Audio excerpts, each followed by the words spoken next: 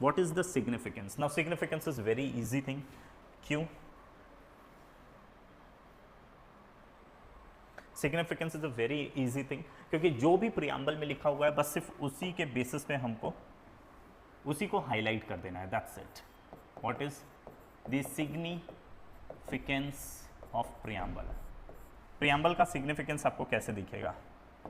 पहला, if you read the preamble, can I say preamble opens to the mind of the constitution makers? Preamble को पढ़ के हमें constitution makers लोगों का दिमाग समझ में आता है कि उन लोगों के दिमाग में था कि इंडिया रिपब्लिक होनी चाहिए, उन लोगों के दिमाग में था कि इंडिया के लोगों को जस्टिस मिलना चाहिए, उन लोगों के दिमाग में था कि इंडिया के लोगों को लिबर्टी मिलना चाहिए. सो कैन वी से कि प्रियम्बल को पढ़कर हम कॉन्स्टिट्यूशन मेकर्स लोगों के दिमाग को पढ़ सकते हैं, राइट? सो प्रियम्बल का पहला significance, it opens to the mind of the constitution makers, या फिर it unravels the mind of the constitution makers. Simple ही तरीके से लिखते हैं, it opens to the mind of the constitution maker. If you want to read the mind of the constitution maker, it is only and only preamble. और ये UPSC में question आया भी है कि which of the part of the Indian constitution unravels the mind of the constitution maker. आप Indian constitution makers लोगों के माइंड को कैसे पढ़ सकते हैं? तो it is by reading the preamble, mind of the constitution makers. Constitution makers, ठीक है? कॉन्स्टिट्यूशन मेकर्स लोगों का माइंड हमें समझ में आता है. Then when you read the preamble you will get to know कि पूरा कॉन्स्टिट्यूशन जो 395 आर्टिकल्स का बना हुआ था, जो आज के टाइम पर 457 आर्टिकल्स से भी ज़्यादा है, इस पूरे कॉन्स्टिट्यूशन के बुक का फिलॉसफी क्या है ना? हमें पता चलेगा. Yes. So by this, by preamble, it is the significance of preamble because it is preamble only thing in the constitution which highlights the philosophy of the constitution. ठीक है? So it is the significance. It highlights the philosophy of the constitution. Constitution की philosophy आपको यहीं से समझ में आती है. आप पूरा कॉन्स्टिट्यूशन पढ़ लीजिए स्टार्टिंग से एंड तक, आपको सिर्फ एक ही जगह दिखेगा जहां पता चलेगा कि who is the source of power in India. कौन है वो? पीपल, द पीपल, वो यहीं से. ठीक है? तो ये बताता है कि इट सेज कि who is the source of power. ठीक है? It underlines the fact that people are the source of power in India. It is only this thing, preamble, सिर्फ preamble पढ़िए and you will get to know कि people are the source of power in India. ठीक है जी? then preamble पढ़िए और आपको पता चलेगा इंडिया का नेचर क्या है. What is the nature of India? देखिए नेचर आपको दो जगह दिखेगा, एक प्रियम्बल में, ये लिखेगा मत, मैं आपको ऐसे ही बता रहा हूँ, प्रियम्बल में, और दूसरा आर्टिकल 1 में. दो जगह आपको नेचर दिखता है. प्रियम्बल बोलता है कि India is republic, this is the nature. कैसा republic? Sovereign socialist secular democratic republic, this is the nature. और आर्टिकल 1 बताता है इंडिया का नेचर क्या है? Union of state. लेकिन ये कैसा है? ये नेचर है इन जनरल. इन जनरल मतलब उसका लाइफ टाइम नेचर बताता है, और ये नेचर बताता है इन कंटेक्स्ट ऑफ ओरिजिन. तो आर्टिकल 1 ओरिजिन के कंटेक्स्ट में नेचर बताएगा कि उसका जन्म कैसे हुआ, उसके आधार पर उसका नेचर क्या है.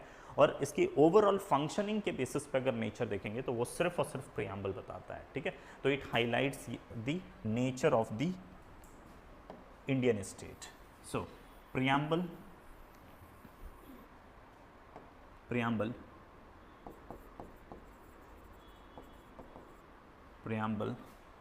showcase the nature of Indian state.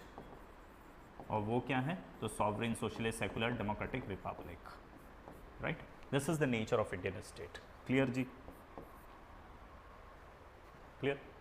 Then preamble पढ़िए तो आपको पता चलेगा कि इंडियन कॉन्स्टिट्यूशन का ऑब्जेक्टिव क्या है. आपको और कहीं पर पढ़ के ना उतना अच्छे से क्लियर पता नहीं चलेगा कि क्या उद्देश्य है इंडियन कॉन्स्टिट्यूशन का, क्या वो अपने जनता को, अपने सिटीजन्स को देना चाहती है. ठीक है? तो ये भी यहाँ पर पता चलेगा. तो प्रियम्बल ही है जो अंडरलाइन करता है, हाईलाइट करता है the objective of the constitution, या फिर the objectives that constitution ensures to provides to its citizen. ठीक है? या visions to its provides to its citizen, right? It underlines the aspiration of people of India and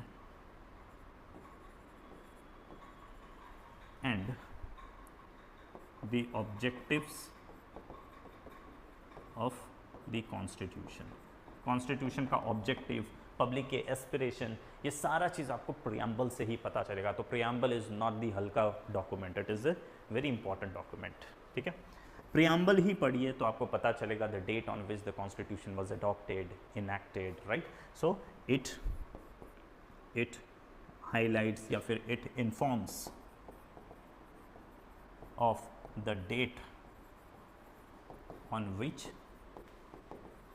constitution was adopted and enacted, ठीक है जी। you just read this constitution and you will get to, you just read the preamble and you will get to know कि on which date this was adopted, enacted, है ना, 26th of November 1949। So this is all about the significance इसकी यही है। आपको कभी भी preamble के बारे में लिखना होगा तो आपको ये सब लिखना है कि प्रियम्बल है opens to the mind of the constitution maker, it highlights the philosophy of the constitution, it informs us ki who is the source of power in India, what is the nature of Indian state, what are the aspirations of people and what date the constitution was adopted, enacted and falana dhigrana, all these things, ठीक है जी। आगे बढ़े। So we're done with the next heading, that is significance भी हो गया। अब आइए, अब इम्पॉर्टेंट है दैट इज टर्म्स। अब ये टर्म्स आपको एग्जाम पॉइंट ऑफ व्यू से पता होना चाहिए, prelims as well as mains, because अब प्रीलिम्स में अगर आप देखेंगे तो कॉन्सेप्चुअल बेस्ड क्वेश्चन की मतलब उसका नंबर्स बढ़ता जा रहा है ना, ज़्यादा एम्फसाइज है, UPSC is more lean towards the conceptual type of question. So they will simply say what does sovereign in Indian constitution means या in the preamble, mention in preamble means. चार option होगा, you have to identify, so you must know what is sovereign, ठीक है। So starting with the very first term that is sovereign, ठीक है। देखिए sovereign का मतलब क्या होता है? सॉवरेन का मतलब a body which is free to decide for itself. एकदम शांति से पहले समझते चलते हैं सॉवरेन का मतलब क्या है। देखिए अगर मैं अपने लिए कोई भी डिसीजन लेना चाहता हूँ, मतलब सेल्फ से रिलेटेड कोई डिसीजन लेना चाहता हूँ और वो लेने के लिए मैं किसी और के ऊपर डिपेंडेंट हूँ, लाइक फॉर एग्जांपल मैं अपने पेरेंट्स से परमिशन लूँगा तो ही डिसीजन लेता हूँ कि आज पार्टी करने जाऊँ या नहीं जाऊँ, तो that means I am not sovereign. अगर मैं कोई भी अपने से रिलेटेड कोई भी डिसीजन लेने के लिए किसी के ऊपर डिपेंडेंट हूँ, means I am not sovereign. और मैं किसी के ऊपर डिपेंडेंट नहीं हूँ, मैं खुद से अपना डिसीजन सब ले सकता हूँ, अपने इंटरेस्ट का डिसीजन किसी से पूछे बिना, किसी से कुछ गाइडेंस लिए बिना, जब फ्रीली अपने से डिसीजन लूंगा, that means I am a sovereign, ठीक है। और वैसे बॉडी को आप बोलते हैं इंडिपेंडेंट बॉडी, ठीक है। तो देखिए सॉवरेन का मतलब क्या होता है, पहले मैं यहाँ पे लिख के बता देता हूँ, तब आप लोग समझ के बाद में लिखिएगा, ठीक है, समझ में आ जाएगा। सॉवरेन किसको बोलते हैं, तो हमेशा याद रखिएगा पहली बात, कोई भी बॉडी इंडिपेंडेंट होगी वो ही सॉवरेन होगी। जो बॉडी इंडिपेंडेंट नहीं है वो बॉडी कभी सॉवरेन नहीं हो सकती। तो इंडिया 1947 से पहले सॉवरेन था, इनफैक्ट 1950 से भी पहले सॉवरेन नहीं था। जब हमारा कॉन्स्टिट्यूशन आया तब उसके बाद हम सॉवरेन बने। 1950 तक हम गवर्नमेंट ऑफ इंडिया एक 1935 के थ्रू गाइडेड हो रहे थे, ठीक है। सो पहली बात तो चीज़ है कि वो एक इंडिपेंडेंट बॉडी होना चाहिए। सॉवरेन का मतलब होता है an independent body, independent body, ठीक है। सॉवरेन वही बॉडी होगी जो इंडिपेंडेंट है। इंडिपेंडेंट का मतलब भाई वो किसी के भी अंडर में नहीं है। अंडर में नहीं होना मतलब किसी का डोमिनियन नहीं है, right, not a dominion. Dominion मतलब किसी के अंडर में होने वाले को डोमिनियन कहा जाता है, राइट। मतलब नॉट डिपेंडेंट, किसी के ऊपर डिपेंडेंट नहीं है, राइट। किसके ऊपर, तो भाई अमेरिका यूएस जैसे एक्सटर्नल फोर्स, एक्सटर्नल एंटिटी के ऊपर, एक्सटर्नल एंटिटी, या फिर कोई इंटरनल एंटिटी। अंबानी से पूछ के हम डिसीजन नहीं लेते हैं, ठीक है, इंटरनल एंटिटी। यानी इन सब का मतलब, सॉवरेन का कोर मतलब यहाँ से निकल के आएगा, जो ये होगा वो ही सॉवरेन होगा। क्या है मतलब free to decide for itself, या फिर अपने इंटरेस्ट के लिए, अपने इंटरेस्ट के लिए। देखिए इंडिया इज अ सॉवरेन हम बोलते हैं, मतलब सॉवरेन कौन होगा? जो फ्री है, जो किसी के भी अंडर में नहीं है, जो किसी के ऊपर डिपेंडेंट नहीं है, वैसा ही बंदा सॉवरेन हो सकता है। ये जो 3 क्वालिटी फुलफिल करेगा वो ही सॉवरेन हो सकता है। और सॉवरेन एक्चुअल में होता कौन है? ये 3 कंडीशन फुलफिल करने वाला बंदा अपने लिए डिसीजन लेने के फ्री होता है, किसी के ऊपर डिपेंडेंट नहीं होता है, तो ही आप उसको सॉवरेन बोलते हैं। 1947 से पहले हम इंडिपेंडेंट थे, 47 से पहले नहीं थे, because we are not independent, इसका मतलब हम सॉवरेन नहीं थे। 47 को हम आज़ाद तो हो गए, लेकिन आपको पता है 47 के बाद भी जब तक हमारा कॉन्स्टिट्यूशन नहीं बना तब तक हम ब्रिटिश पार्लियामेंट के गवर्नमेंट ऑफ इंडिया एक्ट 1935 के थ्रू गाइडेड थे। तो इसका मतलब भले हम आज़ाद थे लेकिन हम उसके डोमिनियन थे, उसके अंडर में थे, we were dependent on that particular external entity. तो इसका मतलब क्या हम सॉवरेन थे 1950 से पहले? नहीं थे। 1950 को जब कॉन्स्टिट्यूशन आया तब ये तीनों कंडीशन फुलफिल हो गया, हम आज़ाद भी है, हम डोमिनियन भी नहीं है, we are not a dominion, we are not dependent on any other. That means 26 जनवरी 1950 को ये तीनों कंडीशन फुलफिल हुआ और हम बने सॉवरेन बॉडी। और सॉवरेन बॉडी क्या कर सकती है? अपने लिए कोई भी डिसीजन लेने के लिए फ्री होगी, वो किसी से पूछ कर डिसीजन नहीं लेगी। मतलब 1950 के बाद 26 जनवरी 1950 के बाद से इंडिया कोई भी डिसीजन लेने के लिए ब्रिटेन से परमिशन नहीं लेता है कि आप बोलो करो तो करेंगे, आप बोलो नहीं तो नहीं करेंगे, वैसा वाला टाइप का कॉन्सेप्ट नहीं है। यहाँ भी आज के भी टाइम पर अगर इंडिया को ऑपरेशन अजय आपने सुना है अभी जो इसराइल से लाने के लिए किया है, ठीक है, क्या ये ऑपरेशन चालू करने से पहले इंडिया ने अमेरिका, रशिया, जर्मनी, जापान किसी से परमिशन लिया? नहीं ना। क्या अंबानी, टाटा, बिरला से परमिशन लिया? एक्सटर्नल से भी परमिशन नहीं लिया, इंटरनल। किसी के ऊपर हम डिपेंडेंट थोड़ी है, हमको जो ऑपरेशन लॉन्च करना है we will do it by ourselves.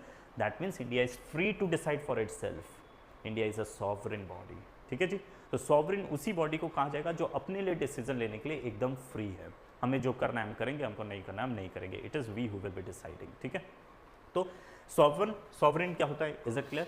Final sovereign का यही मतलब है, सॉवरेन का मीनिंग ये है। लेकिन सॉवरेन तभी होगा जब ये कंडीशन फुलफिल होगा, जब तक ये कंडीशन फुलफिल नहीं होगा तब तक आप सॉवरेन नहीं हो सकते, ठीक है। अब आता है कि इन द प्रेजेंट सिनेरियो में प्रेजेंट सिनेरियो कौन सा है? प्रेजेंट सिनेरियो है ग्लोबलाइजेशन का। ग्लोबलाइजेशन का एरा चल रहा है। ग्लोबलाइजेशन का एक ऐसा एरा है जिसमें सब लोग, all the countries are interdependent and interconnected. आप कुछ भी करेंगे आपसे वो इन्फ्लुएंस्ड होगा, आपका उस पर, एवरीवन आर इंटरकनेक्टेड। जैसे हम कोई भी डिसीजन ऐसा नहीं ले सकते, हमें देखना पड़ता है कि अमेरिका को भी कहीं उसके साथ रिलेशन ख़राब ना हो जाए। अभी इजराइल एंड फ़लस्तीन का वॉर चल रहा है, we are free, we are not dominion, we are independent, we are free to take decision, कुछ भी, हर चीज़ फ्री है। तो आप क्यों नहीं फ़लस्तीन या इजराइल किसी एक के फेवर में बोल रहे हैं? क्योंकि पता है दोनों के साथ रिलेशन मेंटेन करके रखना पड़ेगा। फ़लस्तीन के अगेंस्ट में अगर हमने बोल दिया तो फिर मिडल ईस्ट का जो अरब कंट्रीज़ है उसके साथ रिलेशन बिगड़ सकता है। इजराइल के खिलाफ में हम नहीं जाना चाहते क्योंकि फिर वो जो वेस्टर्न कंट्रीज़ है वहाँ पर हमारा रिलेशन बिगड़ सकता है। So we have to maintain the balance. इसलिए इंडिया तो बहुत ही अभी भी बहुत ही बोलते हैं ना कॉशियस तरीके से स्टेप बाय स्टेप आगे बढ़ रहा है कि किसी के भी अगेंस्ट में हमें नहीं बोलना है, और वो सारा चीज़ों का ध्यान रखता है। ऐसा क्यों? बिकॉज हमारे इंटरेस्ट दोनों ही जगह कनेक्टेड है। हमारा इंटरेस्ट मिडल ईस्ट में भी है। हम मिडल ईस्ट फिलीपींस के ये पैलेस्टीन के अगेंस्ट में नहीं बोल रहे, क्यों? नहीं तो अदरवाइज हमारा मिडल ईस्ट में इंटरेस्ट हार्म हो जाएगा। हम इजराइल के अगेंस्ट में नहीं बोलेंगे, नहीं तो वेस्टर्न वर्ल्ड में हमारा वहाँ जो इंटरेस्ट है वो हार्म हो सकता है। और ये सब क्यों हो रहा है? Because of the era of globalisation. Because globalisation क्या है? एक इंटरडिपेंडेंट वर्ल्ड को क्रिएट किया है। इंटरडिपेंडेंट वर्ल्ड इसने क्रिएट करके रखा है। इसने एक इंटरकनेक्टेड वर्ल्ड क्रिएट करके रखा है, right. Now because it is of globalisation that there is a interdependent and interconnected world, यहीं से क्वेश्चन आ गया। तो in this era of globalisation, do you think when we say कि वी आर सॉवरेन, तो हम रियल सेंस में sovereign हैं? हमारी सॉवरेनिटी के ऊपर क्वेश्चन आ गया। 2 मिनट पहले तो आप बोल रहे थे कि मैं कुछ भी डिसीजन ले सकता हूँ, तो हिम्मत है तो इसराइल के फेवर में जाके दिखा दो। फिलिस्तीन का तो डर लग रहा है ना, वो इंटरेस्ट हार्म हो जाएगा। या फिर आप हिम्मत है डिसीजन लेने का तो फिर फिलिस्तीन के फेवर में ले लो। इसराइल वाला और वेस्ट जो यूरोप है वहाँ का डर हमें लग रहा है, बिकॉज हमारा इंटरेस्ट हर जगह कनेक्टेड है। तो अब सवाल आता है कि in this era of globalisation, in this era of interconnected and interdependent world, when we say that a country is a sovereign, do we actually enjoy the sovereignty? Do we actually maintain this sovereignty? Is this sovereignty actually in practice, in real sense, this sovereignty exist? कि ये सिर्फ किताबों की दुनिया की कहानी है। तो हमारे पास ये क्वेश्चन आता है कि क्या ये सॉवरेनिटी इन रियल सेंस में हमारे पास है या नहीं है। तो हम इसको ना नहीं बोल सकते ना तो बोल ही नहीं सकते। तो हम बोलेंगे कैसे कि yes it is true that in the era of globalisation the world is interconnected, where interest are connected with each every, है ना, each state has its interest connected with the other one, but still India has been successful in maintaining its sovereignty. अब successful कैसे है तो देखिए, क्योंकि India एक growing economy है। कैसे, मैं अब आपको बताता हूँ। देखिए, ग्रोइंग इकोनॉमी है, इंडिया एक न्यूक्लियर पावर है, इंडिया एक स्ट्रॉन्ग नेशन है who is the contender of United nation security council seat. अब इससे मैं क्या बताना चाहता हूँ वो देखिए। इसका मतलब कि इंडिया कमज़ोर देश नहीं है, इंडिया हैज़ द स्ट्रेंथ। ठीक है, मतलब ये कि अगर आज हम इजराइल या पैलेस्टीन के फेवर में, किसी एक के फेवर में या किसी एक के अगेंस्ट में नहीं बोल रहे, तो कोई डर से नहीं बोल रहे हैं, डर इसमें फैक्टर नहीं है। वो है हम तो बहुत ताकतवर है लेकिन फिर भी नहीं बोल रहे हैं, क्योंकि भाई अपना इंटरेस्ट, अपना चॉइस, हम चॉइस से नहीं बोल रहे हैं। जब आप किसी के डर से नहीं लेंगे तो आप बोलेंगे कि मेरा सॉवरेनिटी कॉम्प्रोमाइज़ हो रहा है। मैं आज किसी के फेवर में या किसी के अगेंस्ट में नहीं बोल रहा हूँ, वो मेरा चॉइस है। और ये आप चॉइस को कैसे जस्टिफाई करेंगे? भाई मैं कमज़ोर थोड़ी हूँ कि डर जाऊँगा, बड़ा पावरफुल है। अगर टक्कर लेना पड़ा यूरोप से तो ले भी लेंगे, यूरोप को ही नुकसान होने वाला है। इतनी बड़ी मार्केट छोड़ के हिम्मत है तो छोड़ के दिखा दो, राइट। हम टक्कर ले सकते हैं, हम न्यूक्लियर पावर है। अगर यूरोप के अगेंस्ट में या फिर हमने मिडल ईस्ट के अगेंस्ट में बोल दिया और अगर वो हमसे लड़ने आ सकता है तो हम भी लड़ लेंगे। We are a nuclear power, this shows कि we have a strength, right. तो एक कमज़ोर देश जब डिसीजन नहीं लेता है तो आप बोलेंगे कि वो उसके पास सॉवरेनिटी नहीं रही, वो तो दबाव में आकर फैसला ऐसा ले रहा है या नहीं ले रहा है, जो भी है। हम किसी के दबाव में नहीं है, हमारे पास ताकत तो पूरी है, भरपूर ताकत है, राइट, लेकिन हम नहीं ले रहे, वो हमारा चॉइस है। ठीक है, क्यों? क्योंकि we are in the era of globalisation and in this era of globalisation we want to maintain. So by this strength, ये स्ट्रेंथ शो कर रहा है कि हम ये सॉवरेनिटी को मेंटेन करके रख रहे हैं। We are maintaining this sovereignty. ठीक है, तो सॉवरेनिटी है क्या, वो तो आपके प्रीलिम्स में पूछेगा, लेकिन सॉवरेनिटी अभी इंडिया का एट स्टेक है या नहीं, वो आपको बताना होता है इस तरीके से। ठीक है, so there can be a question whether the sovereignty in real sense exist to India और नॉट। तो हम बोलेंगे भैया है, we are maintaining this sovereignty, मतलब ये सॉवरेनिटी इंडिया आज भी मेंटेन करके रखा है। और क्यों मेंटेन करके रखा है? Because we are the super power, we are one of the powerful nation, we are not the कमजोर देश। ठीक है,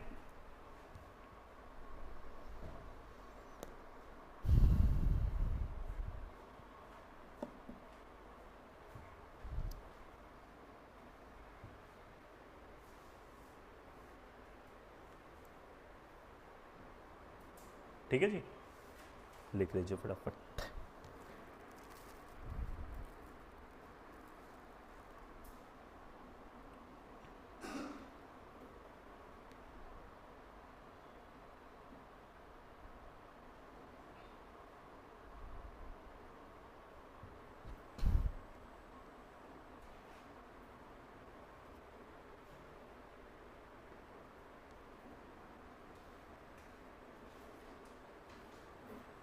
So we are done with the first term, that is so sovereign. ये हो गया complete. ठीक है, now let us move to the next heading. वो दूसरा है, that is socialist. देखिए, what is socialist? देखिए, जब भी हम सोशलिज्म की बात करते हैं, we obviously talk about USSR, erstwhile USSR, या फिर अभी आप रशिया बोल दीजिए, रशिया के बदले यूएसएसआर ही लिखिए क्योंकि वहीं से सोशलिज्म की शुरुआत हुई। तो let us talk about USSR and we have a country India. See, Russia is a social country, I mean वहाँ पर सोशलिज्म है, is a socialist country, right wrong? Right, right ना। रशिया में there is socialism, no doubt there is a socialism. India में is there a socialism? yes, there is a socialism, there is a socialism. India में भी you will see कि there is a socialism. Agree? correct है, correct है। But अगर आप Russia के socialism या यूएसएसआर के सोशलिज्म को देखेंगे तो वो सोशलिज्म बात करता था इक्वालिटी ऑफ पे की। पता है सोशलिज्म क्यों आया? कैपिटलिज्म बात करता था, कैपिटलिज्म एंड लिबरलिज्म, ये दोनों एक साथ ही चलते हैं, भाई भाई है, राइट। लिबरलिज्म बात करता है लिबर्टी की, राइट। और जब लिबर्टी हुआ, सबको आज़ाद छोड़ दिया, मतलब जो लेबर था वो फ्री हो गया, किसी के भी पास जाके काम कर सकता है। तो जो कैपिटलिस्ट जिनके पास पैसा था उन्होंने इंडस्ट्री सेटअप किया और लेबर लोग को ले लिया। आपको पता है इससे पहले, ये आइडिया के आने से पहले there was an idea of feudalism. Feudalism क्या था? जो लैंड लॉर्ड है उन लोगों के उधर कुछ लेबर है और लेबर उसका बंधुआ मजदूर जो कभी उसको छोड़कर भी नहीं जा सकता। तो बॉन्डेड लेबर का कॉन्सेप्ट था, जो मजदूर जहाँ गया वो बंधुआ मजदूर जैसा बन गया, वो फ्री नहीं होता था। और समझिए इस क्लासरूम में 4 ऐसे फ्यूडल लॉर्ड्स लोग हैं, राइट। सब लोग ने 10-10 बंधुआ मजदूर रख लिया है, ठीक है। 4 फ्यूडल लॉर्ड है, सब लोग ने बंधुआ मजदूर अपना 10-10 बंधुआ मजदूर सबके पास है। अब इस क्लासरूम में कोई मजदूर बचा ही नहीं है, ठीक है। अब वैसे में मैं बाहर से कहीं से अमेरिका से पैसा कमा के डॉलर लेके आया हूँ, ये सोच के कि यहाँ एक फैक्ट्री डालूँगा। फैक्ट्री डालने के लिए मेरे पास पैसा है, मशीन है, लेकिन फैक्ट्री विदाउट लेबर चलेगा क्या? नहीं, मुझे लेबर की रिक्वायरमेंट थी। अब मैं जब यहाँ आकर देख रहा हूँ तो भाई सारे के सारे लेबर कहीं ना कहीं फंसे हुए हैं। बंधुआ मजदूर फ्यूडलिज्म के टाइम पर वही था, बाउंडेड लेबर का कॉन्सेप्ट, तो सब लेबर कहीं ना कहीं फंसा हुआ है। एंड लेबर वो नॉट फ्री, हाँ वो बॉन्डेड था कि वो छोड़कर निकल नहीं सकता अपने मास्टर को। तो मैंने देखा कि आई एम अ कैपिटलिस्ट, मैंने देखा भाई मेरे पास पैसा तो है, मशीन भी है, लेकिन मेरे पास लेबर नहीं है। लेबर नहीं है तो मैं फैक्ट्री कैसे डाल पाऊँगा? मैं फैक्ट्री तो डाल ही नहीं पाऊँगा, तो मैं क्या करूँ? तो मैंने एक आध लोगों को पकड़ा। वो कौन है? वो एनजीओ में काम करने वाले टाइप के लोग हैं। बोला भाई कुछ करो, बंधुआ मजदूर को फ्री करवाओ, तभी तो मेरा फैक्ट्री चलेगा। तो इन लोग बात करना शुरू कर दिए, लिबर्टी लिबर्टी लिबर्टी, भाई आज़ाद करो आज़ाद करो। इसीलिए लिबरलिज्म और कैपिटलिज्म भाई भाई साथ साथ चले आए। लिबरलिज्म सस्टेन करेगा तभी कैपिटलिज्म फ्लोरिश होगा, और कैपिटलिज्म लिबरलिज्म के ऊपर डिपेंडेंट है। इन लोग ने शुरू कर दिया चिल्लाना, फ्री करो बंधुआ मजदूर, ह्यूमन राइट, यहाँ से आ गया ह्यूमन राइट। वो बंधुआ मजदूर के पास भी ह्यूमन राइट है, नेचुरल राइट है, इस तरीके से उसको आप एनिमल जैसा ट्रीट नहीं कर सकते, ह्यूमन राइट्स है। उस let him B free, let him decide about his Fortune, कि कहाँ जाना है क्या करना है। और इन लोग इतना चिल्लाना शुरू कर दिए कि बाद में वो जो फ्यूडल लॉर्ड थे वो प्रेशर में आ गया, भाई छोड़ना पड़ेगा, दबाव बन रहा है, माहौल बिगड़ रहा है, माहौल बदल रहा है एक तरीके से, ठीक है। तो इन लोगों के वजह से मजदूर लोगों को लिबर्टी मिला, और लिबर्टी मिला तो अब मजदूर को बोला भाई जहाँ जाना है काम करने के लिए जाओ, तुमको कोई रोका नहीं है। अब इन लोग क्या वही मास्टर के पास वापस जाएंगे? नहीं, वो हज़ारों साल से परेशान करके रखा है, पीढ़ी बाई पीढ़ी परेशान करके रखा है बंधुआ। तो अब वो वहाँ से निकल के नए मास्टर को देख रहा है, अब मैं पैसा लेके बैठा हूँ, आजा ज़्यादा पैसा दूंगा। क्यों? क्योंकि उन लोग तो लैंड के ऊपर काम करवाते थे, लैंड से रेवेन्यू भी कम आता था। मैं यहाँ पर फैक्ट्री रखा हूँ, माल बना बना के पूरे इंडिया वर्ल्ड में बेचते रहूँगा, भाई बहुत तगड़ा पैसा आने वाला है। तो लेबर को 10 रुपया ज़्यादा देने में भी अपना क्या जाता है? कुछ जाएगा नहीं। तो मैं लेबर को ज़्यादा देने के लिए भी रेडी हो गया हूँ और लेबर को लेके आऊँगा। अब इसी से because of liberalism there came the capitalism, right. लेकिन जब कैपिटलिस्ट लोगों के पास पैसा आना शुरू होगा तो ग्रीड बढ़ा, और ग्रीड में सबसे पहले इन लोग कटौती करना शुरू कर देते हैं। जो कॉस्ट है वो कटौती करना शुरू कर दो, प्रॉफिट और मैक्सिमाइज करेंगे। सेल कर करके तो कमा रहे हैं, लेकिन और कैसे प्रॉफिट को आप बढ़ा सकते हैं? सी, रेवेन्यू जनरेट करने का एक पोटेंशियल होता है, उस पोटेंशियल को जब आप मीट कर दिए तो आपका बिजनेस उससे ज़्यादा रेवेन्यू आपको नहीं दे पाएगा। तब वहाँ पर अगर आपको पैसा बढ़ाना है तो 2 ही तरीका है। एक तरीका है आप दूसरे बिजनेस में मूव करो, या नेक्स्ट तरीका है आप अपने कॉस्ट को कम करो। तो कॉस्ट कम जब आप करेंगे तो आपका जो लेबर है वो सफ़र होना शुरू होगा, उसको कम पैसा दो, उससे रगड़ रगड़ के बहुत काम करवाओ। तो कैपिटलिस्ट जो शुरुआत में लेबर को अच्छा सपना दिखाना शुरू किया, लेटर पीरियड में इन्हीं के ग्रीड के वजह से लेबर का एक्सप्लॉयटेशन भयंकर लेवल पे होना शुरू हो गया, भयंकर एक्सप्लॉयटेशन, छुट्टी नहीं, दिन भर काम कर, मैं फैक्ट्री चालू ही रखना है, ज़्यादा से ज़्यादा पैसा चाहिए, पैसा कम दे रहा है इसको लेबर को, एक्सप्लॉयटेशन बहुत हाई लेवल पे। और इस वजह से हुआ क्या, तो कुछ ही कैपिटलिस्ट बहुत फ्लॉरिश हो रहे हैं, पैसा बहुत है, और बाकी के लेबर लोगों का कंडीशन समय के साथ और ख़राब हो गया। मतलब जो कैपिटलिज्म ने शुरुआत में उनको सपना दिखाया अच्छा चीज़, वही कैपिटलिज्म उनको बुरी तरीके से एक्सप्लॉइट कर रहा है। तो हो गया क्या कि अगर 10 मास्टर है, ये तो पैसे वाले, और बाकी के जितने भी लेबर है, हज़ारों लेबर, ये लोग बहुत बुरी तरीके से बर्बाद होते जा रहे हैं, राइट। अब ये इन लोगों का कंडीशन जब ख़राब हुआ, तब कुछ और लोग निकले, केजरीवाल टाइप के, नया माहौल देखा कुछ ना कुछ बोलना है, ठीक है। तो इन्होंने जब इन लोगों का कंडीशन देखा कि भाई लेबर लोग का कंडीशन बहुत ख़राब है, तो आम आदमी पार्टी आम आदमी के लिए आ गई और बोलने लगी कि ऐसा नहीं चलेगा, नहीं चलेगा, इक्वल पे मिलना चाहिए, लेबर को भी अच्छा एक शेयर मिलना चाहिए, ऐसा वैसा करके लेबर लोगों की पॉलिटिक्स है, लेबर लोगों की के फेवर में बोलने वाली जो ideology I, that is socialism, समाजवाद का। समाज में सब लोगों का एक डिग्निटी होना चाहिए, इन लोगों को तो आपने जानवर बना के रखा है, ऐसा थोड़ी चलेगा, तो जानवर जैसा ट्रीटमेंट नहीं होना चाहिए, इन लोगों को एक अच्छा पे मिलना चाहिए। और इन लोगों के कोर में था सबसे पहले पे, क्योंकि पेमेंट ही कम है, इसीलिए सब फसाद का जड़ है। तो दे स्टार्टेड टू से कि give them a equal pay, a good amount of पे, बिकॉज इसी पे के बेसिस पे क्या होगा, उनके सारे कंडीशन सुधरेंगे। तो सोशलिज्म इक्वालिटी ऑफ पे की बात करना शुरू कर दिया। Is it clear? तो जो अमेरिका का, आई मीन जो रशिया का सोशलिज्म है, वो किस आइडिया पर सेंटर्ड है, वहाँ का सोशलिज्म बात करता है इक्वालिटी ऑफ पे। इक्वालिटी की बात तो करता ही है, सोशलिज्म जहाँ पर भी होगा वो इक्वालिटी की बात करेगा। कैपिटलिज्म और लिबरलिज्म जहाँ भी होगा they will talk about liberty, ठीक है, लिबर्टी। सो यहाँ सोशलिज्म है तो बोलिए इक्वालिटी की बात होगी या liberty? Equality. So they started to talk about या say about equality, equality of pay. Payment सबको सेम दो, पेमेंट सबको सेम दो, इससे क्या होगा, सब में एक इक्वालिटी आ जाएगी, सबका कंडीशन सही होगा। दिस इज यूएसएसआर का सोशलिज्म, गॉट इट। इंडिया में भी हम बोल रहे हैं कि चलो there is socialism, but do you know India का सोशलिज्म इक्वालिटी ऑफ पे की बात नहीं करता है।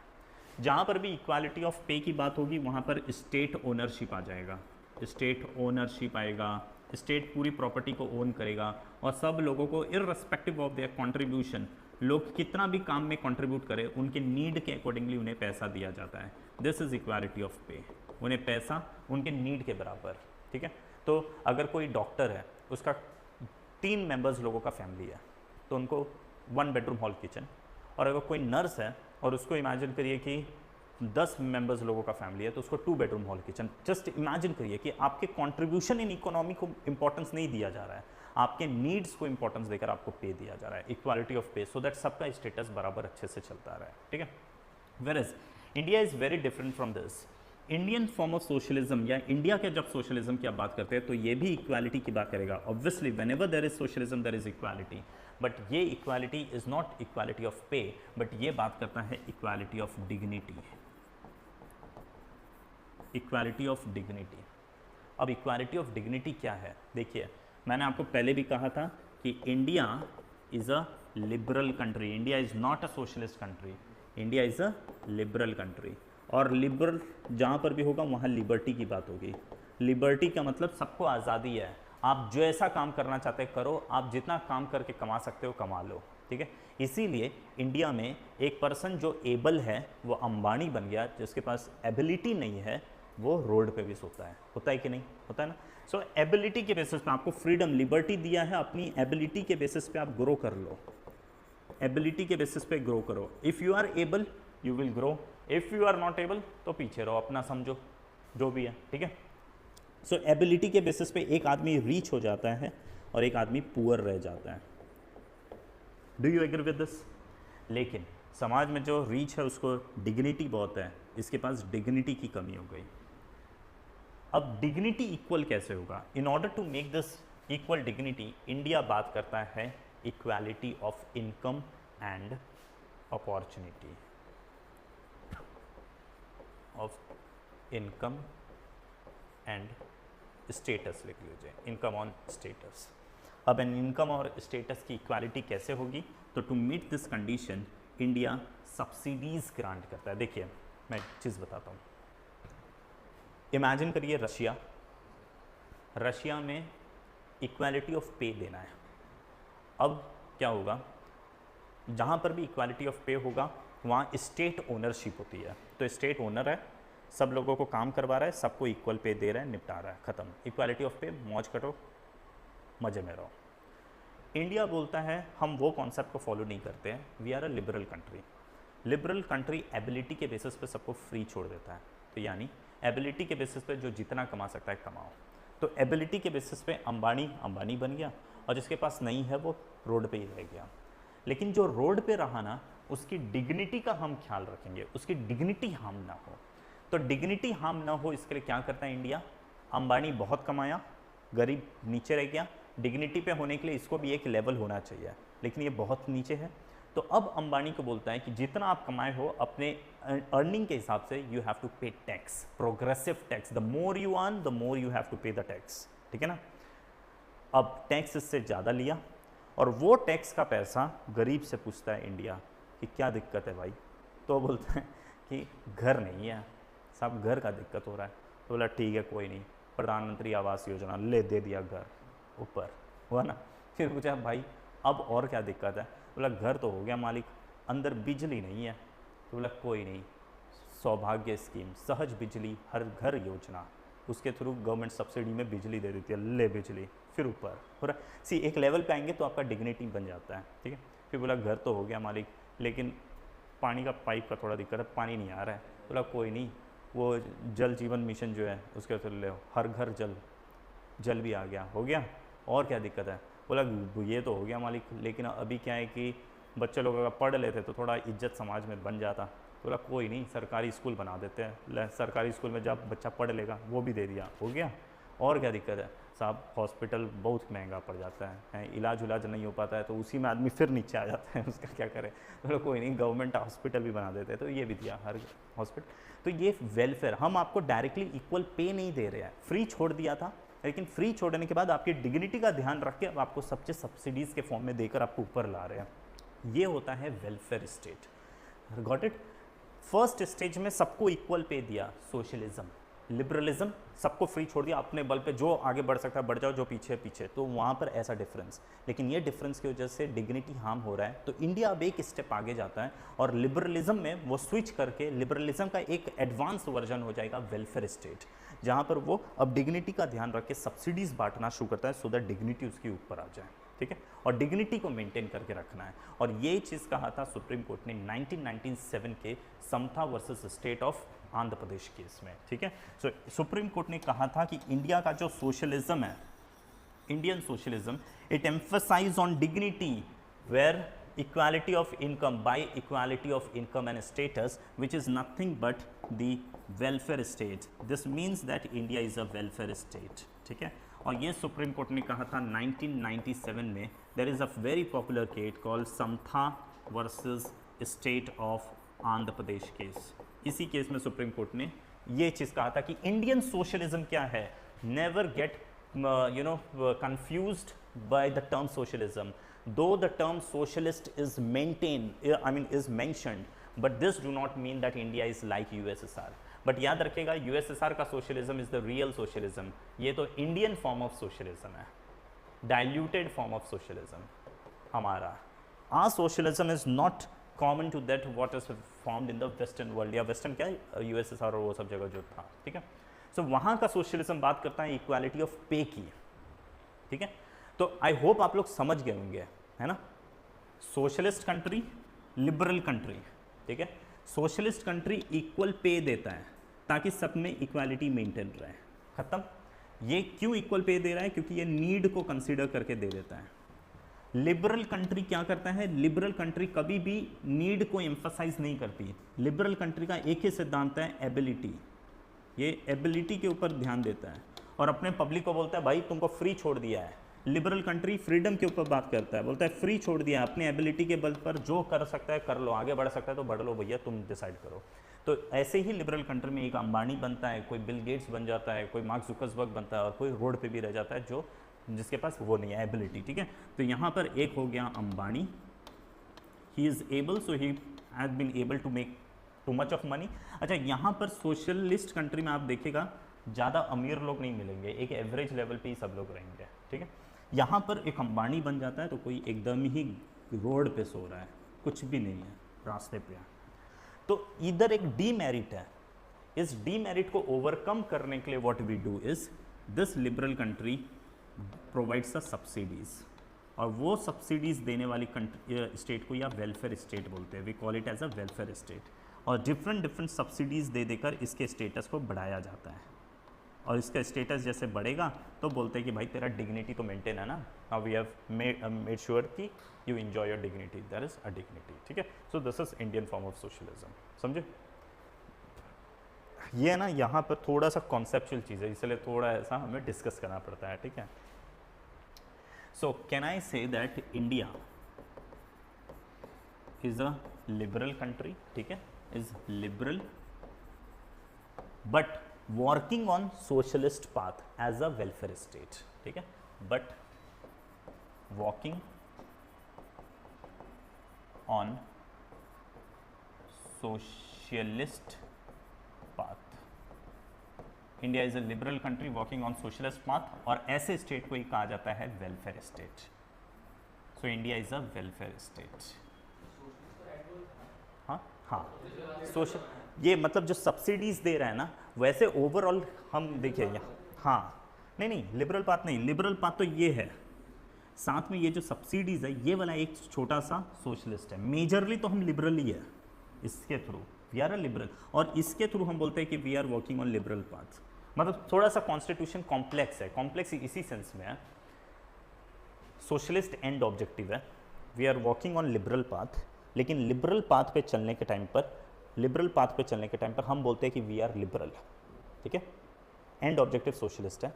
लेकिन इस लिबरल पाथ पे चलने के टाइम पर when we say that we are liberal, यहाँ पर रीच और पुअर का डिफरेंस क्रिएट हो जाता है, ठीक है। तो इस टाइम पर हम सोशलिस्ट ऑब्जेक्टिव सब्सिडीज दे दे के उसकी डिग्निटी को, तो हम मेजर ओवरऑल बोलेंगे तो we are liberal for socialist end objective. लेकिन जब इतने के ऊपर एम्फसाइज करके देखा जाएगा तो बोलेंगे we are liberal working on socialist path, ठीक है। मतलब ये एक नैरो वर्जन, मतलब एक स्मॉल सेगमेंट ऑफ डायमेंशंस को कंसीडर करके वो स्टेटमेंट आता है वेलफेयर स्टेट का, ठीक है। तो ये है आपका सोशलिज्म, ठीक है, इंडिया का सोशलिज्म। लेकिन अब मुझे ये बताइए कि सोशलिज्म का कॉन्सेप्ट या द टर्म सोशलिज्म ये 1976 में डाला गया। Was there the term socialism in preamble before 1976? नहीं, 42nd कॉन्स्टिट्यूशन अमेंडमेंट एक्ट के थ्रू इंसर्ट किया। नाउ द क्वेश्चन कम्स कि क्या इससे पहले जब टर्म सोशलिज्म नहीं डाला था तो उस समय इंडिया सोशलिस्ट था या नहीं था अपने अप्रोच में, मतलब सोशलिज्म, ठीक है। तो अर्लियर टाइम पर, मतलब बिफोर 1976, एक लेते हैं टर्म प्री 1976 और एक होता है 1976 एंड पोस्ट जो 42nd कॉन्स्टिट्यूशन। इस टाइम पर टर्म वॉज नॉट मैंशनड, यहाँ पर आपने टर्म मेंशन कर दिया, ठीक है, ठीक है। तो क्वेश्चन कि इस टाइम पर was India socialist, India socialist था या नहीं था, this is the question. Was India socialist eight that time, था या नहीं था? तो हम बोलते हैं था, यस यस, हम बोलते हैं there is no difference what we were in 1950 was we in the 1976 and same are we in the present time, there is no change। तो फिर चेंज हुआ क्या? सिर्फ टर्म हमने डाला है। पहले भी जब हम टर्म नहीं लिखे थे तो भी, जैसे फॉर एग्जांपल मैंने अपने से रिलेटेड एक बुक बना दिया, उसमें मैंने ये कहीं नहीं लिखा था कि मैं हम्बल हूँ, ठीक है। इसका मतलब ये नहीं कि मैं हम्बल नहीं था, मैं पहले भी हम्बल ही था, बस उसमें लिखा नहीं था। आज मैंने हाईलाइट करके लिख दिया दैट आई एम हम्बल, तो आप लोगों को पता चल रहा है हम्बल हम्बल करके, but even earlier I was a humble person, ठीक है। अब सवाल ये आता है कि पहले फिर क्यों नहीं लिखा और बाद में क्यों लिखा? तो देखिए, प्री 1976 का era, it is the era of cold war. Do you agree with this? 1950 जब इंडियन कॉन्स्टिट्यूशन बन रहा है, at that time we can see cold war अपने पीक पे चल रहा था, बहुत तगड़े लेवल पे चल रहा था, है ना। तो उस समय कोल्ड वॉर का एरा था। कोल्ड वॉर के during the time of cold war the world was divided in 2 blocks, right? Yes, एक है यूएसए वाला ब्लॉक, एक है यूएसएसआर वाला ब्लॉक, ठीक है। इस टाइम पे इंडिया कौन से ब्लॉक में था? In none of the block India non aligned movement चला रहा था, नैम, ठीक है। इंडिया क्या कर रहा था? नैम चला रहा था, ठीक है, नॉन अलाइन मूवमेंट, पहला चीज़। अब इमेजिन करिए उस टाइम अगर 1950 में जब कोल्ड वॉर चल रहा है, दो ब्लॉक है और इंडिया बोल रहा है I am in NAM, I am in none of this two block, ये दोनों ब्लॉक में से किसी भी ब्लॉक का हम पार्ट नहीं है, हम नैम है, नॉन अलाइंड है, किसी के साथ अलाइंड नहीं है। उस टाइम पे अगर इंडिया ने सोशलिज्म ये टर्म लिख दिया होता, सोशलिज्म, तो जस्टिफिकेशन के लिए कितना भी आप गला फाड़ लीजिए, लोग उतना जस्टिफिकेशन सुनेगा नहीं, देख लेगा oh socialism, you are a socialist country, एक मिस इंटरप्रिटेशन इंडिया का चले जाता, राइट? होता है कि नहीं? आप ये तो कितना सोशलिज्म, हमारा सोशलिज्म कितना झमेले वाला है, अभी इतना समझने में टाइम लग गया, इसका तो एक लाइन में हो गया था, अपना झमेला था, है ना? तो इतना झमेला आप समझाएंगे, वो समझने के लिए कोई बैठा नहीं है, वो सिर्फ डायरेक्ट आपके प्रियम्बल में पढ़ लेगा सोशलिस्ट, समझ लेगा वो ये तो यूएसएसआर के ब्लॉक का है, बड़ा सिर्फ सफाई दे रहा है ना, जस्टिफिकेशन दे रहा है, बट ऐसा कुछ भी नहीं है, ये this particular country belongs to the block of USSR. तो उस समय क्या होता, सोशलिज्म लिखने से लग जाता कि India belongs to this block, और वर्ल्ड में इंडिया का एक इमेज जो था नॉन अलाइंड वाला, ये वाला डिस्टर्ब हो जाता, पहला चीज़, राइट? और इंडिया वैसा करना नहीं चाहता था, इसलिए इंडिया ने अर्ली टाइम पर सोशलिज्म इसे मेंशन नहीं किया था इंडियन कॉन्स्टिट्यूशन में, गॉट इट? और ये सही मान रहे हैं, नहीं करना सही था या गलत था? सही था ना, नहीं तो ऑब्वियस सी बात है कि सबको लग जाता कि वी आर सोशलिस्ट, और हमारा जो नॉन अलाइनमेंट वाला जो हमारा सेइंग था वो गड़बड़ हो जाता। नाउ द थिंग कम 1976, आपने टर्म इंसर्ट किया, क्यों इंसर्ट किया? फिर नहीं चल रहा था, नहीं इंसर्ट करके भी तो वी वर सोशलिस्ट, कुछ ऐसा फर्क तो हुआ नहीं, आपने 1976 में ये टर्म इंसर्ट क्यों किया? Why did you insert it? तो याद रखिए इस टाइम पर पावर में थी इंदिरा गांधी, इंदिरा गांधी, ठीक है जी, इंदिरा गांधी। इंदिरा गांधी अगर आपको पता हो वो मास पॉलिटिक्स करती थी, मास पॉलिटिक्स,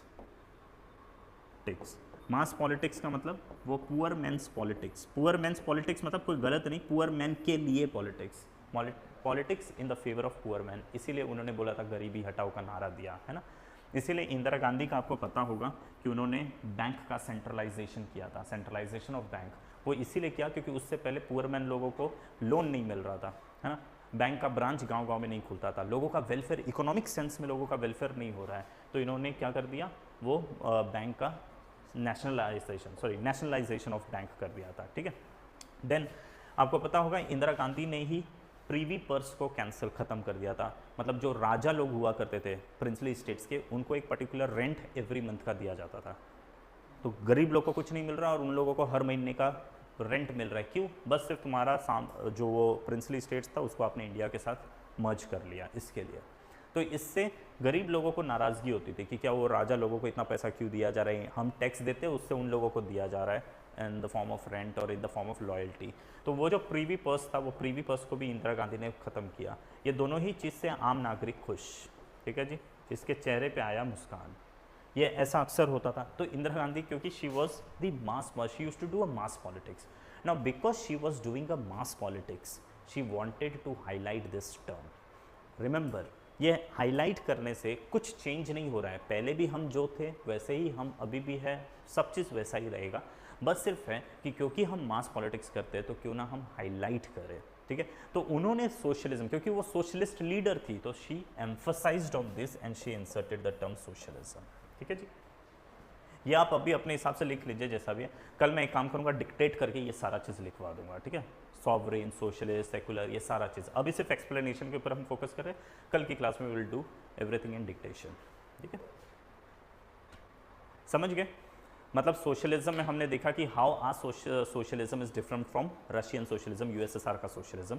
एंड सेकेंड थिंग हमने ये भी देख लिया कि why in early days in 1950s और 60s why this term socialism was not inserted, and ये later stage में कैसे insert किया, क्यों insert किया, ठीक है जी, ऐसा। हाँ, ये इंदिरा गांधी वाला चक्कर, और ये पहले क्यों नहीं डाला था, बिकॉज ऑफ कोल्ड वॉर, ठीक। हाँ, ऑब्वियसली केशवानंद भारती केस भी हो चुका था, केशवानंद भारती केस में भी कहा था कि आप चेंजेस भी कर सकते हैं, तो चेंजेस करने के लिए अलाउ भी कर दिया था, तो इसमें आप डाल देंगे, ठीक है ना। अब बढ़ते हैं नेक्स्ट टर्म पे, and the next term is socialism, I mean वो सेकुलरिज्म। देखिए secularism, now what is secularism?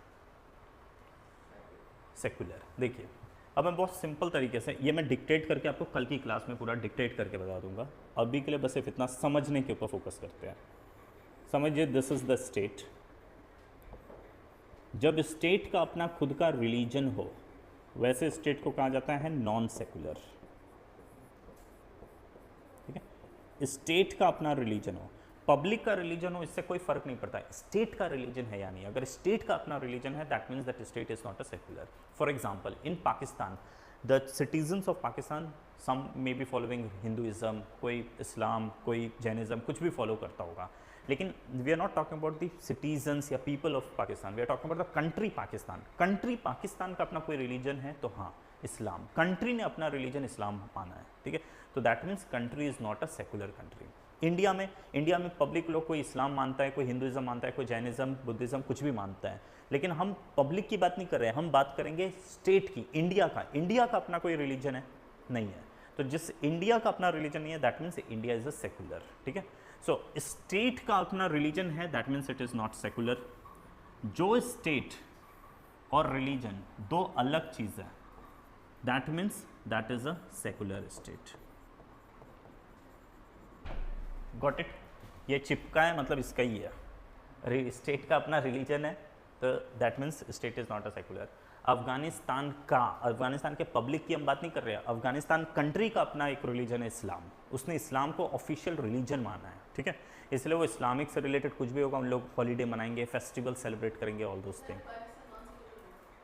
वो नॉन सेकुलर है, एग्जैक्टली, वो इस्लामिक स्टेट है, तो वो नॉन सेकुलर है। बांग्लादेश हमारा पड़ोसी, उसने इस्लाम को अपना रिलीजन माना है स्टेट में, तो वो भी नॉन सेकुलर है। लेकिन इंडिया ने ऐसा कोई भी रिलीजन नहीं को अपना ऑफिशियल रिलीजन डिक्लेयर नहीं किया है, तो इंडिया क्या है? सेकुलर स्टेट है। ठीक है, तो secular is a state where religion and state are the two different thing. ठीक है, अब ये जो सेकुलर का कॉन्सेप्ट है, याद रखिएगा, सेकुलर ये एक वेस्टर्न कॉन्सेप्ट है, it is a western concept. Got it? Western concept, यानी this particular concept came up in western world. Western world क्या बोलता है कि एक नहीं, कोई भी रिलीजन हो, this is with respect to all religion, कोई भी रिलीजन और स्टेट के बीच में एक वाटर टाइट डिवीजन होगा। Imagine this as a wall, और ये हो गया water tight division. Water tight division का ये मतलब होता है कि इतना भयंकर डिवीजन है कि स्टेट कभी यहाँ नहीं इंटरफेयर कर सकता और इन लोग कभी यहाँ नहीं इंटरफेयर कर सकते, कोई किधर भी इंटरफेयर नहीं करेगा। ठीक है, राइट? ना तो रिलीजन स्टेट में इंटरफेयर करेगा और ना तो स्टेट रिलीजन में इंटरफेयर करेगा। Got it? This is secularism, और ये कोई भी रिलीजन में, इसीलिए वेस्टर्न वर्ल्ड में स्टेट कभी भी रिलीजन में इंटरफेयर नहीं करता। कोई भी रिलीजन हो, किसी भी रिलीजन में state will never interfere, and state will also, and religion will also never interfere in this state. पहले मिडिवल वर्ल्ड में, जो अब मिडिवल वर्ल्ड बोलते हैं कि, है ना, मॉडर्न एज से पहले वाला मिडिवल एज में, उस एज में क्या था? चर्च स्टेट को रन करता था, तो वहाँ पर सेकुलरिज्म नहीं था। फिर सबने बोला कि चर्च और स्टेट अलग होना चाहिए, church must never interfere in the state. ठीक है, तो वहाँ से स्टेट को इन लोग ने सेकुलर कर दिया, बोला चर्च तू अपनी दुनिया में रह, भगवान का पूजा पाठ करने में, हम देश चलाने में रहेंगे, ना तू इधर आएगा ना हम उधर जाएंगे। दैट इज़ वाटर टाइट, और एकदम स्ट्रिक्ट हो गया कि कोई भी चर्च वाला हो, मंदिर हो, मस्जिद हो, किसी में भी ना हम जाएंगे, तुम लोग इधर आने का नहीं, दोनों में एकदम division. Got it? That is called secularism. Got it? But आपको पता है, हमने सब चीज़ बोरो किया, लेकिन एज इट इज़ कुछ भी बोरो नहीं किया, सब में कुछ ना कुछ तो हम चेंज करेंगे ही। तो यहाँ पर भी हम कुछ चेंज करेंगे। Now what is that change? India, अब बात करते हैं इंडिया का। India is a secular country, that means this is a state India and this are the religion, right? State and religion are the two different things. Agree with this? This is secularism, right? लेकिन यहाँ पर जो water tight division है कि तू इधर नहीं आएगा मैं उधर नहीं जाऊँगा, इस तरीके का जो डिवीजन है, ये नहीं है। इंडिया में हमने इस तरीके का वॉल नहीं बनाया है। क्यों नहीं बनाया है अभी बता दूंगा आपको। ये तो इंडिया ने क्या बनाया, इंडिया ने बोला है सिर्फ दूरी मेंटेन करके रखेंगे। इंडिया ने बोला सिर्फ हम दूरी मेंटेन करेंगे। कैसा दूरी? उस दूरी को कहा जाता है principle distance. There will be a distance between state and religion, not water tight. Water tight में होता है कि state will not interfere in religion और religion will also not interfere in state. इसको कहा जाता है वाटर टाइट डिवीजन। इंडिया ने बोला हम वाटर टाइट डिवीजन नहीं करेंगे, what we will be having here is principle distance. This is called distance, एक प्रिंसिपल डिस्टेंस मेंटेन करके रखेंगे। इसका मतलब कि religion will never interfere in state. Religion कभी भी स्टेट में इंटरफेयर नहीं करेगा। रिलीजियस पर्सन विल नॉट से कि स्टेट कैसे चलेगा, है ना। Religion will never interfere in state, but state can interfere in religion, right. For what reason? तो for the reason of reform. क्यों और कब? तो रिफॉर्म के लिए। मतलब यहीं से एक कॉन्सेप्ट आया, the doctrine of essentiality. Doctrine of essentiality क्या है वो देख लीजिए। डॉक्ट्रिन ऑफ एसेंशियलिटी कहता है कि कोई भी रिलीजन है ना, रिलीजन के जो भी रिचुअल्स होते हैं या जो भी ये एक्टिविटी, रिलीजन से रिलेटेड जो भी एक्टिविटी होगा, उसको दो पार्ट में डिवाइड किया जा सकता है। रिलीजियस एक्टिविटी को आप दो पार्ट में डिवाइड कर सकते हैं। One is called essential practice. Religious activity बोलिए या रिलीजियस प्रैक्टिस बोलिए, ठीक है। Essential practice and non essential practice. Essential practice are those practice which are fundamental to that religion या religious festival, right? essential कौन है? fundamental practice। fundamental practice मतलब वो practice जिन practice के non performance से religious activity disturb हो जाएगी। And non essential practice क्या होगा? ये जो फंडामेंटल नहीं है, सप्लीमेंट्री प्रैक्टिस है, जो ऐसा नहीं है कि can cause the disturbance to the functioning of the religion, ठीक है। सो फंडामेंटल प्रैक्टिस में कभी भी स्टेट का इंटरफेरेंस, ये क्या हो गया,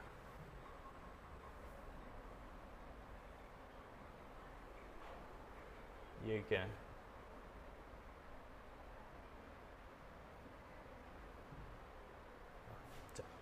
right. Now the thing is, ये जो फंडामेंटल प्रैक्टिस है, फंडामेंटल प्रैक्टिस में कभी भी स्टेट इंटरफेयर नहीं करेगा, स्टेट विल नेवर इंटरफेयर। लेकिन नॉन असेंशियल प्रैक्टिस में स्टेट इंटरफेयर कर सकता है, राइट। ये सुप्रीम कोर्ट ने कहा था कब? तो 1954 में एक केस आया, शिरूर मठ केस। This is of 1954। इस केस में सुप्रीम कोर्ट ने डॉक्ट्रिन ऑफ एसेंशियलिटी लाया। क्या है देखिए, अब बहुत नज़दीक आ गया है दिवाली, आ गया ना दिवाली में आपको लक्ष्मी पूजन करना है, राइट। दिवाली में और भी कुछ भी जो पूजा पाठ से रिलेटेड, किस टाइम पे आरती होगा, किस टाइम पे क्या होगा, वो सारा चीज़ है। Those are the essential practice. अगर आप दिवाली के दिन आरती नहीं कर पाए या पूजा पाठ ना कर पाए तो कहा जा सकता है कि आपका दिवाली गड़बड़ा गया है ना, डिस्टर्ब हो गया, राइट। लेकिन दिवाली में जो दूसरा काम होता है पटाखा फोड़ना, इमेजिन करिए अगर पटाखा फोड़ने पे ऊपर रोक लगे तो क्या आपका दिवाली गड़बड़ माना जाएगा? नहीं। दिवाली का वो असेंशियल प्रैक्टिस है पूजा करना, लेकिन पटाखा फोड़ना is not the essential practice of Diwali, right.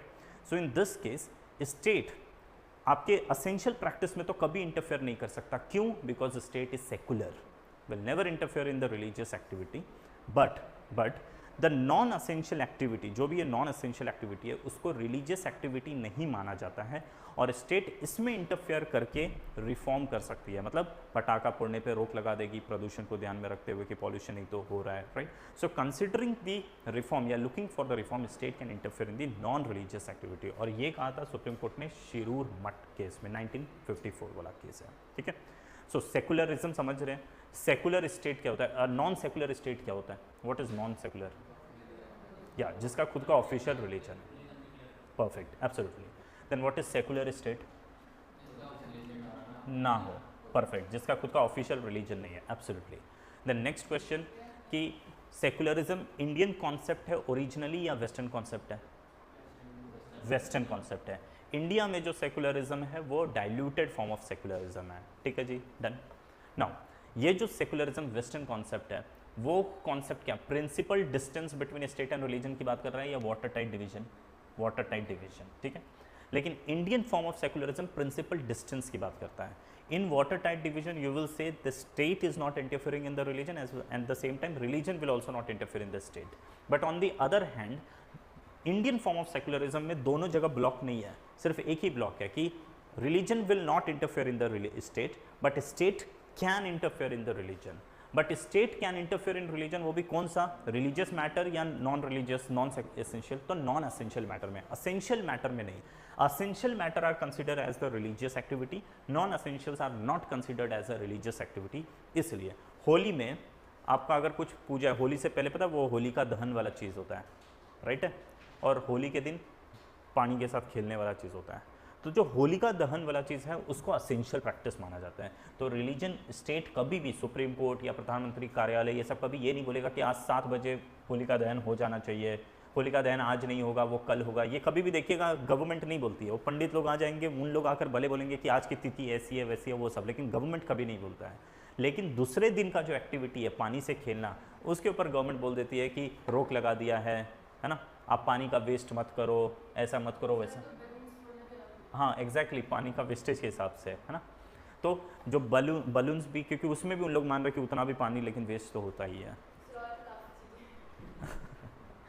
तो एक्चुअली अब नाउ द रीज़न इज़ कि वो नॉन असेंशियल प्रैक्टिस है, तो गवर्नमेंट ने उसको नॉन असेंशियल प्रैक्टिस मान लिया। तो नॉन असेंशियल प्रैक्टिस में आप देखिए स्टेट इंटरफेयर कर रहा है। रिलीजियस प्रैक्टिस में कोई रिफॉर्म नहीं करेंगे, लेकिन अगर नॉन एसेंशियल प्रैक्टिस में if there is a need for reform then we will do a reform, will make a change come through, ठीक है। तो this is about this much of. अब वैसे हमारा है डेमोक्रेटिक एंड रिपब्लिक, वो दोनों को हम क्लब करके एक ही साथ में देख के निपटा देते हैं। Will be done with this 2 term, that is democratic and Republic, और उसके साथ में हमारा टर्म्स वाला सेक्शन कंप्लीट हो जाएगा, ठीक है। Now the term is democratic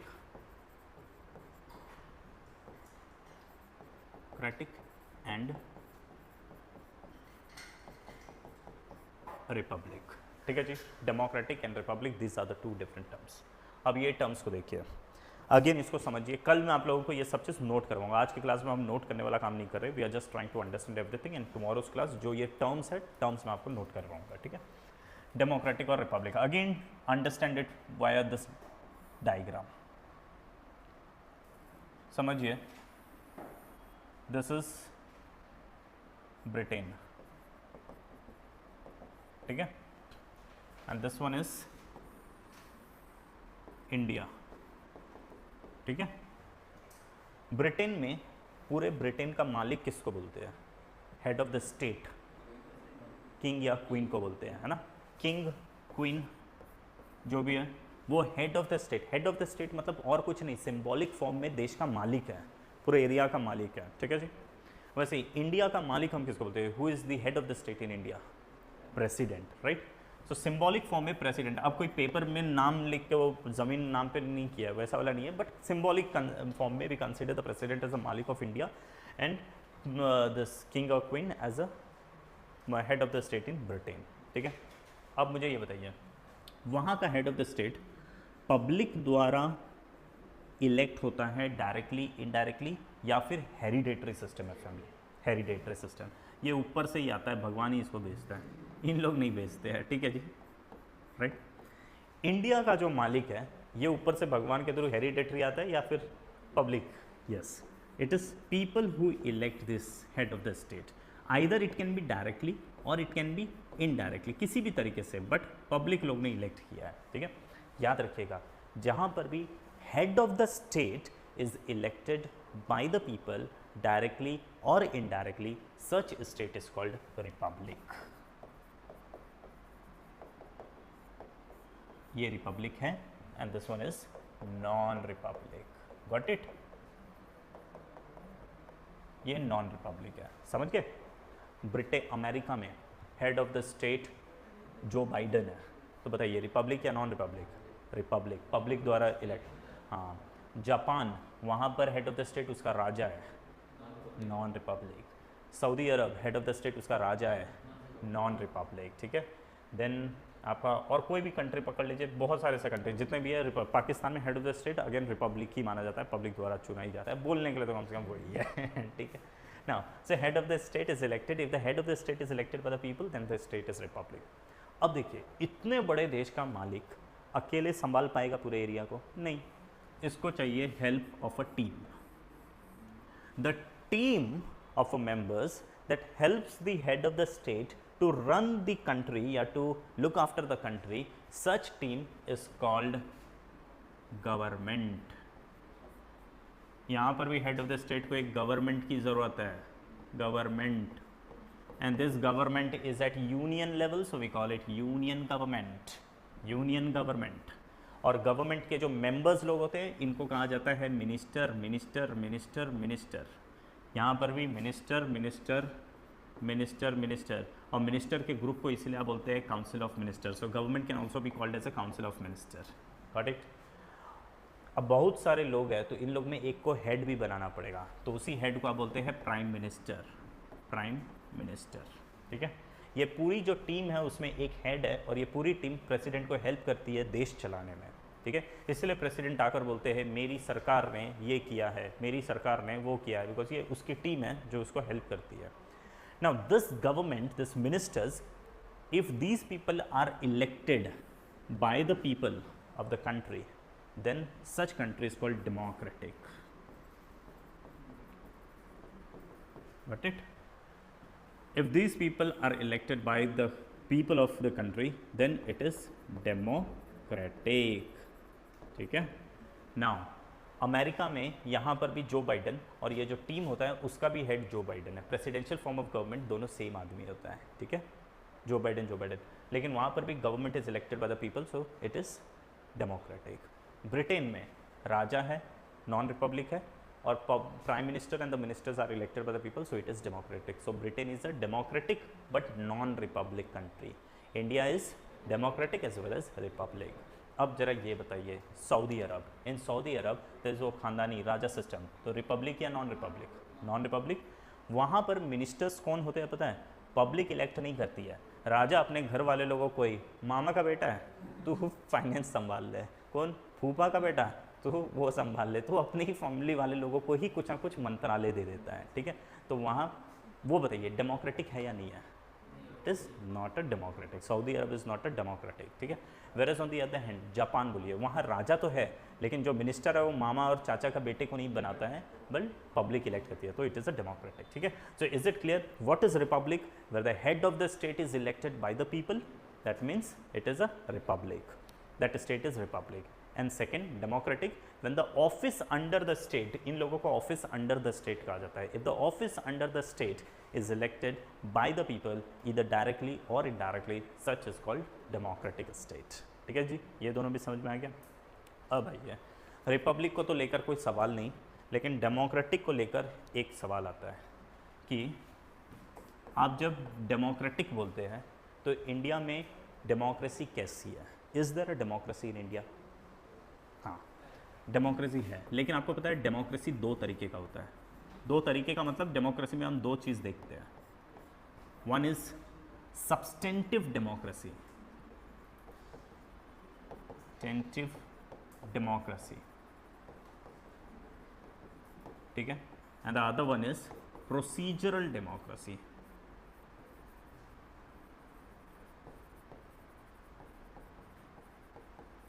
democracy, ठीक है। Now what is substantive democracy? India is democracy, ये तो हमको इतना तो समझ में आ गया था, लेकिन उसमें भी एक फर्दर क्लासिफिकेशन होता है, substantive and procedural democracy। substantive democracy तब बोला जाता है जब people feel empowered। democracy क्या हुआ? where you elect your prime minister and ministers, लेकिन ये पावरफुल है कि yes I will choose the person of my choice, है ना। तो वो जो empowered feel होता है ना जहाँ पर भी, वहाँ पर कहा जाता है सब्सटेंटिव डेमोक्रेसी एग्जिस्ट कर रही है। Democracy in term of value, democracy as a value exist कर रही है कि नहीं। जैसे अमेरिका में डेमोक्रेसी का सबसे बेस्ट एग्जांपल अमेरिका को माना जाता है, वहाँ पर democracy as a value sustain करता है, एग्जिस्ट करता है। So democracy as a value exist करेगी तो सब्सटेंटिव डेमोक्रेसी। और वैल्यू एग्जिस्ट करना, democracy as a value exist करने का, it simply means people are feeling empowered, ठीक है। When people feels empowered, or when the democracy in term of value if it exists, we say that there exists a substantive democracy, India is a substantive democracy, ऐसा कहा जाता है, नहीं? और procedural democracy का क्या कहानी है? प्रोसीजरल जहाँ पर डेमोक्रेसी से रिलेटेड प्रोसीजर्स सस्टेन करते हैं, एग्जिस्ट करते हैं, like free and fair election, existence of election commission, right. फिर इस तरीके का people having right to vote, ये डेमोक्रेसी में फॉलो किया जाने वाला कुछ प्रोसीजर है। तो एक है प्रोसीजरल डेमोक्रेसी और एक होता है डेमोक्रेसी एज अ वैल्यू, ठीक है। तो डेमोक्रेसी एज अ वैल्यू समझिए, फॉर एग्जांपल ये क्लास में डिसाइड होना है कि who will be the monitor, ठीक है। अब मैंने कहा कि देखो भाई, I want democracy in this classroom, okay, you people are empowered, you will decide कि who is a good monitor for you people, ठीक है। So I am giving you this responsibility, you decided by yourself who is a good monitor and accordingly आप monitor अपना चुन लेना। तो अब एक तो मैंने ये आपको अथॉरिटी दिया, अब फिर मैंने कहा कि चुनने का तरीका क्या होगा, इलेक्ट करने का, we will have one election, you all come cast your vote, बाद में हम देखेंगे कि किसके नाम को ज़्यादा वोट मिल गया, that person will be here. तो देखिए इसमें दो चीज़ें हैं, जो आप आकर वोट दे रहे हैं ना, दैट इज़ प्रोसीजर, लेकिन जो आप वहाँ कुर्सी पे बैठकर डिसाइड करेंगे कि कौन बनेगा, कौन अच्छा है, कौन अच्छे से ये पूरे क्लासरूम को मॉनिटर कर सकता है, मैनेज कर सकता है, वो जो आप अपने लेवल पर बैठ के थॉट प्रोसेस चला रहे हैं, दैट इज़ सब्सटेंटिव डेमोक्रेसी, ठीक है। अब यही एक क्लासरूम है मैं जिसमें आपको बोलूँगा कि आकर वोट करना, लेकिन मैं सबको बोल रहा हूँ देखो मिस्टर ए जो है ना, उसी को इलेक्ट करना है अपने को, ठीक है। आप सभी लोग को मिस्टर ए को ही वोट देना है, इस तरीके से मैं आप लोग को इन्फ्लुएंस कर रहा हूँ, इस तरीके से मैं आपको प्रेशराइज अगर कर रहा हूँ, तो आप आकर वोट तो दे रहे हैं, there is a procedure is there, but is there a substantive democracy, वो नहीं है, ठीक है। सो अब यहाँ पर डेमोक्रेसी को लेकर यही सवाल है कि substantive democracy and procedural democracy, does this thing exist in India? तो सब्सटेंटिव डेमोक्रेसी को लेकर क्वेश्चन मार्क तो है, इसमें कोई शक नहीं। इसमें कैसे इम्प्रूवमेंट होगा, सी इसका कोई एंड चीज़ नहीं होता है कि at this point if we reach to this particular point then we will say that we are substantive democracy, no, it is the journey, you have to continuously work। और ये कब possible होगा substantive democracy के लिए, जब हमारी population literate हो जाएगी। अब लिटरेट पॉपुलेशन ही तो एम्पावर्ड फील करेगा, तभी तो होगा, राइट। लिटरेट पॉपुलेशन होना चाहिए, फिर हमारे यहाँ पर जो पर कैपिटा इनकम है वो बढ़ना चाहिए। आदमी है गरीब है तो वो क्या दिमाग लगाए, बोलेगा जो 500 देता है उसको जाकर वोट दे देंगे, है ना। सब्सटेंटिव डेमोक्रेसी तभी ही पॉसिबल होगी जब लिटरेसी होगा, जब पर कैपिटा इनकम लोगों के पास ज़्यादा होगा, ठीक है। It is this time when we can expect कि literacy substantive. What about procedural democracy? Procedural democracy के ऊपर भी क्वेश्चन है, बहुत भयंकर वाला क्वेश्चन है। क्यों? If you know Indian election में मनी पावर रोल प्ले करता है कि नहीं?